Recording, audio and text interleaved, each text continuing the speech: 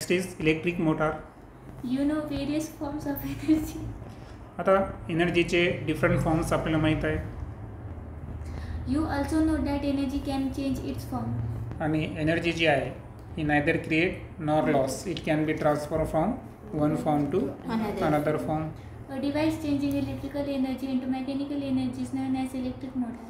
आता electric motor हा एक असा डिव्हाइस आहे की त्या डिव्हाइसच्या साहाय्यानं आपण इलेक्ट्रिकल एनर्जीचं रूपांतर कशामध्ये करत असतो? मेकॅनिकल एनर्जीमध्ये करत असतो.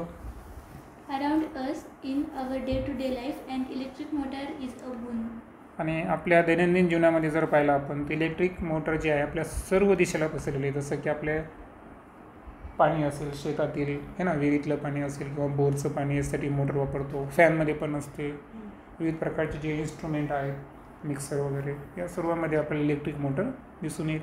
It is used in fans, refrigerators, mixer, washing machine, computers, pumps, etc. Okay, सर्व How साधनांमध्ये does this motor work? मला त्याचं वर्किंग फॉर्म घेऊ. The electric motor consists of rectangular loop of copper wire having resistive coating. आता electric motor जी आहे तर त्यामध्ये आपण जर पाहिलं तर सर्वात महत्त्वाचं असतं रेक्टँग्युलर लूप. आतापर्यंत आपण सर्क्युलर लूपबद्दल डिस्कस केली आहे. आता या आकृतीमध्ये जर पाहिलं आपण ओके तर हे जे ABCD हा जो लूप दिसतोय तुम्हाला तर हा एक पद्धतीचा कसा आहे? रेक्टँग्युलर लूप आहे. आता या लूपचं वैशिष्ट्य आहे की हा कोणत्या वायरचा आहे? कॉपर वायरचा आहे आणि त्याला एक पद्धतीची रेजिस्टिव्ह कोटिंगसुद्धा त्याच्या सराउंडिंगमध्ये आहे. As shown in the figure, it is placed between the north pole and south pole of a magnet. आणि फिगरमध्ये जर आपण केअरफुली पाहिलं तर लेफ्टला N आणि राईटला S. तर नॉर्थ आणि साऊथ अशा मॅग्नेटच्या दोन पोलच्या मध्ये. आता हे दोन पोल म्हणजे ॲक्च्युअल ते कोणाचे पार्ट आहेत? Horseshoe magnet. ओके, हॉर्सशू मॅग्नेटसारखं एक मॅग्नेट आहे समजा असं आपण कन्सिडर करायचं. आणि त्या मॅग्नेटच्या दोन पोलच्या आतमध्ये आपण ही जी रेक्टँग्युलर लूप आहे कॉपर वायरचं ते प्लेस केलेलं आहे. In such a way that its branches AB and CD are perpendicular to the direction of magnetic field. आता आपल्याला दोन ब्रँचचं ऑब्झर्वेशन करायचं आहे. एक आहे AB आणि दुसरा आहे CD. तर जसं की आता ही आहे AB पोर्शन आणि हा आहे CD पोर्शन. तर AB आणि CD हे एकमेकांना तर पॅरलच आहेत, मात्र हे जे ब्रँचेस आहेत तर हे मॅग्नेटिक फील्डच्या डायरेक्शनला कसे आहेत? परपेंडिक्युलर आहे. कारण आता या मॅग्नेटमुळं जी मॅग्नेटिक फील्ड तयार होईल ओके सो ही मॅग्नेटिक फील्ड अशा स्वरूपाची असेल म्हणजे ओके म्हणजे आता कसंही जरी केलं आपण तर ही मॅग्नेटिक फील्ड या जे आपले ब्रँचेस दाखवले आपण AB आणि CD तर याला कशा असणार? हे परपेंडिक्युलर असणार.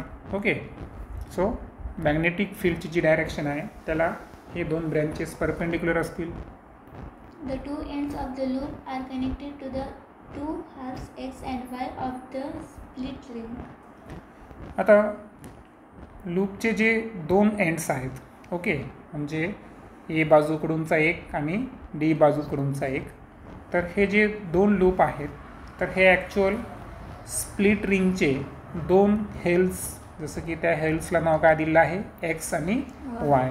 पहा तुम्ही फिगरमध्ये पण पाहू शकता की इथे स्प्लिट रिंगचा X आणि इथं आहे Y असे दोन पार्ट्स आहेत, half of parts. Okay so split रिंगचे दोन पार्ट्स त्याला आपण टू इक्वल हेल्स म्हणू. तर हे हेल्स X आणि Y याला ही जी या पॉईंटला जर पाहिलं आपण तर काय ते कनेक्टेड आहे. Okay The two halves of the ring have resistive coating on their inner surface and are tightly fitted on the axle. आता फिगरमध्ये तर ॲक्सेल स्पष्ट दिसेल तुम्हाला. ओके आता रचना कशी आहे या पद्धतीनं की जे दोन हेल्स पाहिले आपण आता स्प्लिट रिंगचे तर त्यातल्या आतल्या बाजूला काय आहे? रेजिस्टिव्ह कोटिंग आहे इनर सरफेसला आणि हे टाईटली फिटेड आहे कशाला? एक्सेलला. जसं की इथं हा एक्सेल दिसेल तुम्हाला. Okay The two halves of the split ring X and Y have their outer conducting surface in contact with the two stationary carbon brushes E and F respectively. त्यानंतर जे दोन इक्वल हेल्स आहेत split रिंगचे x आणि वायचे, तर यांचे जे outer conducting surface आहेत, तर हे आउटर कंडक्टिंग सरफेस दोन कार्बन ब्रशला अटॅच आहेत. आता या कार्बन ब्रशचं वैशिष्ट्य आहे की जेव्हा ती कॉईल रोटेट होईल तेव्हा ते कार्बन ब्रश रोटेट होणार आहेत का? नाही. म्हणून त्याला शब्द काय वापरला? Stationery carbon brushes. आणि त्यांना काय नाव आहे? ई आणि एफ. जसं की इथं ई आणि एफ अशा पद्धतीचे हे दोन carbon brushes. Okay. When the circuit is completed as shown in the figure, the current flows in the branch AB of the loop from A to B through the carbon brushes E and F. आता जेव्हा circuit complete होईल तर करंटचा flow अगोदर कोणत्या ब्रँचमध्ये होईल? A बी.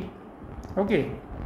आणि हे होत असताना करंटचा फ्लो जो आहे हा कसा होईल? डायरेक्शन पण दाखवली तुम्हाला इथं आहे, डायरेक्शन दाखवली एकडून बीकडे. आता हे होत असताना हे जो करंट आहे तर हा current carbon brushes E F याच्यामधून पास होऊन जाईल, कारण सर्किट जे आहे त्या सर्किटचं कनेक्शन बरोबर आहे का? म्हणजे त्याला एकडे जाताना आहे ना, जसं की आपण या पॉईंटला जर पाहिलं तर इथं सोर्स आहे ई एम एफचा, बरोबर आहे का? आणि करंट जो आहे तो कार्बन ब्रशेस ई एफमधून नंतर फर्दर कोणाकडे जाईल? ए आणि नंतर ए टू बी अशा पद्धतीचं करंट ट्रॅव्हल करेल.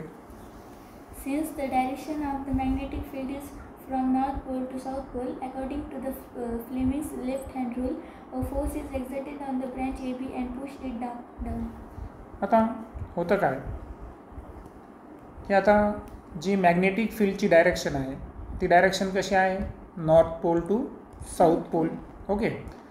तर according to Fleming's left hand रूलनुसार जर गेलो आपण तिथं काय एक्झर्ट होणार आहे? फोर्स एक्झर्ट होणार आहे. आणि फोर्स जो एक्झर्ट होईल तो कशावर एक्झर्ट होईल?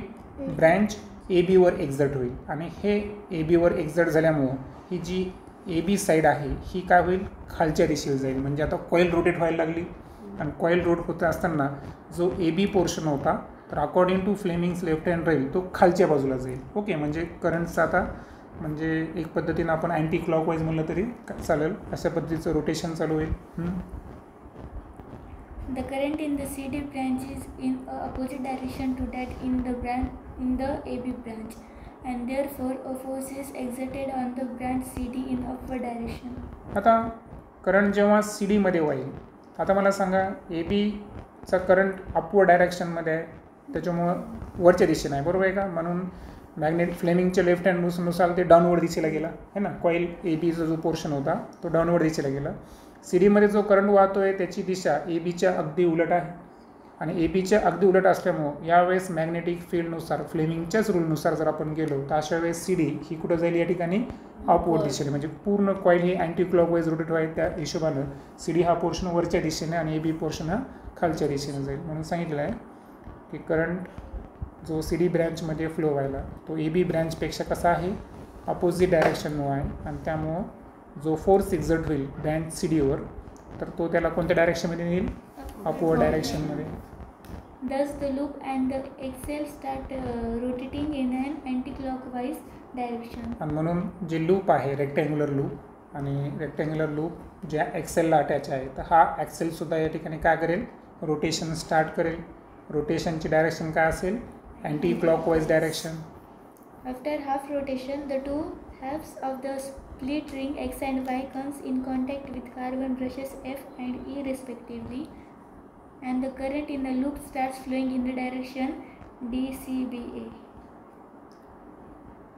आता हे कुठपर्यंत झालं? फक्त हाफ रोटेशनपर्यंत. ही प्रोसेस कशी चालू राहील? फक्त हाफ रोटेशनपर्यंत चालू राहील. हाफ रोटेशन नंतर काय होतं पहा? आफ्टर हाफ रोटेशन जे आपले दोन इक्वल हेल्स होते कोणते? स्प्लिट रिंगचे. कोणते कोणते? एक्स आणि वाय. तर हे कार्बन ब्रशेस एफ आणि ईच्या काय आले? संपर्कात आले हाफ रोटेशन नंतर. मग हाफ रोटेशन नंतर काय होतं? मग ते त्याच्या संपर्कात आले. जो करंट फ्लो लागला होता ABCD या डायरेक्शनमध्ये, तर तो करंट आता कोणत्या डायरेक्शनमध्ये फ्लो होईल?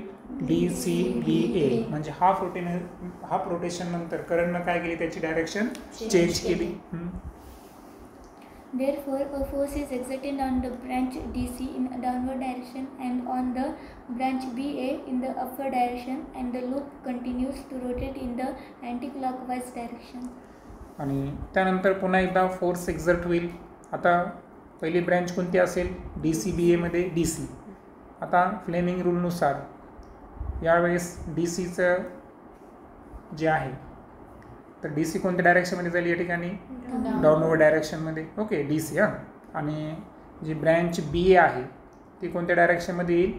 अपवर्ड डायरेक्शनमध्ये. आणि जो लूप आहे ॲक्च्युअल हा loop continue to rotate in anti clockwise direction. आणि लूप जो आहे तो हाफ रोटेशन नंतर पुन्हा एकदा कोणत्या डायरेक्शनमध्ये रोटेट झाला? Anti clockwise. Thus, the current in the loop is reversed after each half rotation, and the loop and the axle continue to rotate in the anti-clockwise direction. म्हणजे याचा अर्थ जो करंट होता लूपमधला हा प्रत्येक हाफ डायरेक्शन नंतर काय व्हायला? रिव्हर्स व्हायला. मात्र लूप आणि ॲक्सेल जो आहे हा कंटिन्यू रोटेट व्हायला कोणत्या डायरेक्शनमध्ये? अँटी क्लॉकवाईज डायरेक्शनमध्ये. Commercial motors run on the same principle, but practical changes are made in their construction. You will learn that later. आता ज्या कमर्शियल मोटर्स असतात तर त्याच्यामध्ये सुद्धा असं सेम प्रिन्सिपल वापरलं असतं. मग तर प्रॅक्टिकल चेंजेस थोडेसे वेगळ्या स्वरूपाचे असू शकतात आणि ती माहिती आपल्याला नेक्स्ट इयरमध्ये लर्न करायची आहे. तर अशा पद्धतीचं हे कार्य आहे इलेक्ट्रिक मोटरचं.